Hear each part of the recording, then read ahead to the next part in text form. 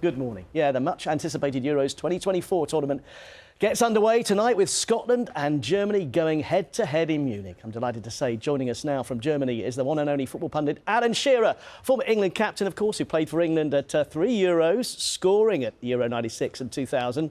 Great to see you, Alan. Hope you're well. We'll get to your Euro memories in a moment, but first let's start with this opening match then tonight.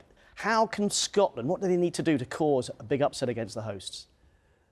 Well, they've done it. Well, they've done it already. They did it against Spain, didn't they? In qualifying, when they were in great form, I think they won the first 5 games, which certainly set them up for this tournament. So they know they can do it. They've got a massive of people that have come over from Scotland to support them. So that'll help them along the way. And I think if you're going to play Germany, then why not in the first game? Because they're very, very difficult to predict. I go back to Euro 96, when we were at Wembley, England, playing Switzerland. We were expected to win. We could only get a draw. So yeah. I don't think it's a bad time to be playing Germany. Oh, and what do you reckon would be a good campaign for the Scots who've never got past the group stage of a major tournament, with Hungary and Switzerland to come as well? Not easy at all. No, that's right. Well, a good tournament would be for them to get out of the group. As you say, it's a very difficult group. And if they can get anything tonight, then that will set them up for the tournament. You could imagine the reaction if they were to get a point tonight. That would be a great performance for them. Absolutely. Now, both Scotland and England have been in pretty poor form heading into this competition. Can you reassure fans, as a former captain and player, that form in warm-up matches doesn't matter at all once it comes to a tournament? And I remember ahead of Euro 96, I don't want to remind everyone, but you hadn't scored for some 21 months, 12 games before then, bang, your goals were flying in once you got to the tournament. And I was having a really good day until you mentioned that. Thank you.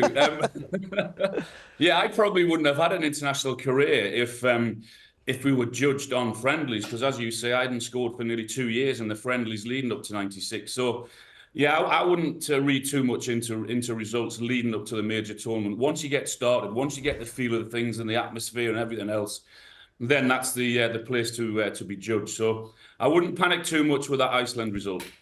And England, they have arguably got one of the best squads, if not the best squad on paper. Are you convinced, though, they can gel enough and find the right formula to go all the way this time? Yeah, I mean, there's concerns, obviously, defensively. I think everyone can see that. But I think from midfield to going forward, we have as good of players as anywhere else in the world. I mean, our front six, whatever front six he decides to put out, is as good as anywhere in world football. So I hope that we can go and attack games and let our flair players go and do their stuff and show the world what we're made of. We've got some unbelievable players. I mean, the talent that we've got. I mean, the season Phil Foden's had. Harry Kane, he's had an unbelievable. Jude Bellingham. I mean, Cole Palmer's an option, Saka's an option, Gordon's an option. Rice has had an unbelievable season with Arsenal. So the talent is there, there's no doubt about it. Yeah, and people say that the Euros are so intense, even harder to win than the World Cup because of the quality. They're so hard to win. I remember your goal, and we're going to show it now, when England beat Germany in 2000. Great diving header, but still went out in the group stage despite finally beating the Germans. Yeah, no, it was a long time, and we can be optimistic. As I said, forget about what's gone on in previous games. This group of players are really talented, and I think they're ready to go and try and win this tournament. Alan, morning to you. It's Charlie in the studio here. If I'm honest with you, I don't routinely watch football, but then I'm a tournament kind of a viewer. I'm one of those people, so I'm absolutely into the Euros. Can you lift the lid a little bit on nerves from your time? Such a big tournament, you've played at a high level for your club, maybe, and then you're at a tournament like this. Do you see players either rising or, getting more nervous? What have you witnessed?